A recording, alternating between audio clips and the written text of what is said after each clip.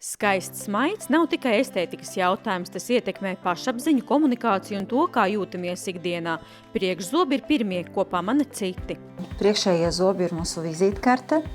Mēs sākam sarunas biedrumu uzsmaidot, un jebkāda veida izmaiņas priekšējo zobu rajonā, protams, tiek pamanīti uzreiz, un pacienti ļoti uztraucās par to. Visbiežākā problēma, protams, ir kariozie zobi, zobu krāsas pārmaiņas, arī vecās restaurācijas, kuras jau ir nokalpojušas, pārkrāsojušas, arī zobu rindas un zobu formas nepilnības un iegūtās traumas. Lai novērstu zobu estētikas problēmas un sasniegtu dabisku un prognozējumu rezultātu, svarīgi ir precīza diagnostika un rūpīga ārstēšanas plānošana. Mūsdienās mums jau ir iespējas sākumā saprast, kāds būs gala rezultāts ar tādu diezgan augstu precizitāti.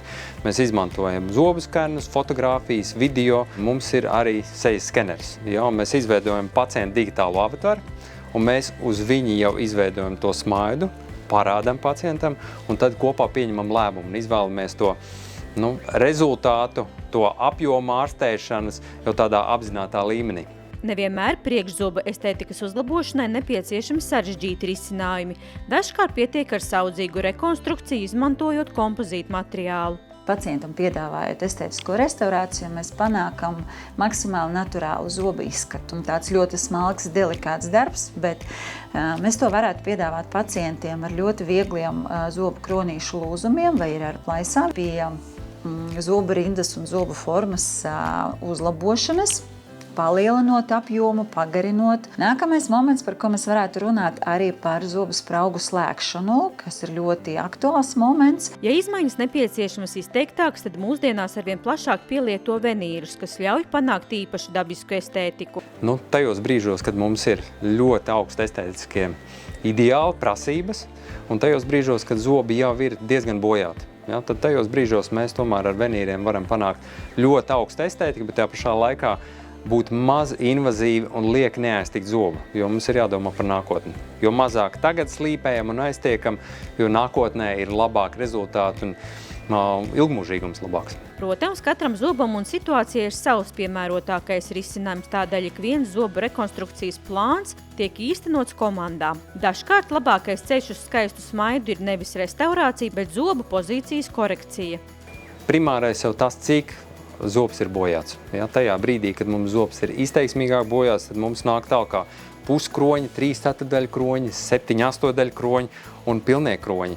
Tas ir pirmais. Tad mēs skatāmies noteikti arī, vai kanāls ir ārstēts, endons kā ārstēts ir zobiņš, vai zobam ir plaisa. Tie ir tie tehniskie nosaukumi, bet tas galvenais ir tā maza invazivitāte. Tas princips tiek ievērots visos soļos, izdarot izvēli. Nevis standartā ir kronis, bet standartā ir lieki neko neslīpēt un radīt to labāko, mazinvazīvāko risinājumu. Arvien biežāk priekšzobu estētikā tiek izmantota kombinētā pieeja. Arī zobu krāsas korekcija ir būtiska zobu estētikas sastāvdaļa. Vieta, kur mēs varētu droši balināt zobus, ir zobārsta vai higienista kabinets. Iesakām veikt balināšanu pie tādiem kompleksiem ārstēšanas plāniem, un tas ir jāizdara pirms lielām restaurācijām. Vai tās būs kompozīta materiāla restaurācijas, vai tās būs kroņi vai venīri, vai tā būs sakodiena pacelšanas procedūra, jo mākslīgais materiāls balināšanai nepadodas.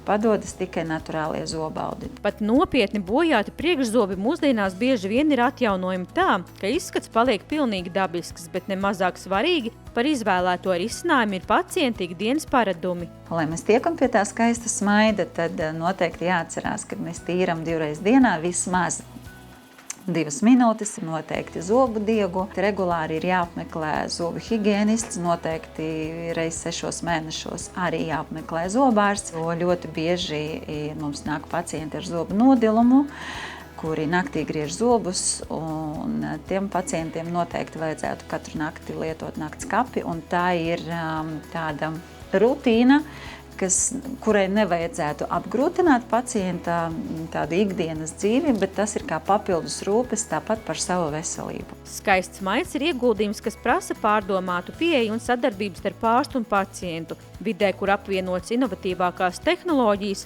un katrs speciālists strādā savā profesionālajā jomā, šo ceļu iespējams īstenot īpaši droši Rīgas Stradiņu Universitātes stomatoloģijas institūtā.